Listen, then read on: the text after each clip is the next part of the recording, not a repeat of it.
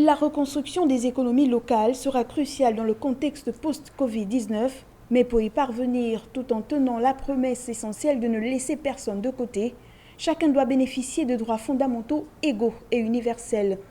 C'est le but de l'économie sociale et solidaire et tout l'enjeu de ce nouveau département dans le gouvernement gabonais.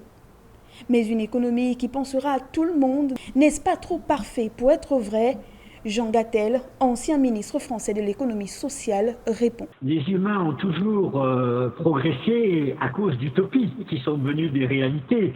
Si on ne rêvait plus, si on n'essayait pas de penser à quelque chose qui peut paraître irréel mais qui est absolument nécessaire, le monde n'avancerait pas. Donc l'économie sociale peut effectivement être vécu par une utopie, mais c'est avec des utopies que l'on arrive à progresser et à changer les modèles. En tout cas, tout ce que je sais, c'est qu'on ne peut plus se contenter du modèle actuel et qu'il faut absolument en changer avant qu'il ne soit trop tard. Et c'est une véritable course contre la montre dans laquelle l'humanité est lancée.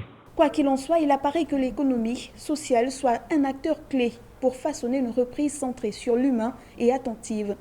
S'il est clair qu'il faut se concentrer sur une réponse humanitaire immédiate, le gouvernement gabonais devrait élaborer une reprise basée sur la communauté en mettant en place des systèmes de santé plus solides, en s'efforçant de réduire le nombre de personnes vivant dans la pauvreté, en luttant contre les inégalités entre les sexes et en promouvant un environnement plus sain, des systèmes alimentaires locaux plus durables et des sociétés plus résilientes, afin de toucher les populations les plus vulnérables et les plus marginalisées et ainsi ne laisser aucun Gabonais de côté.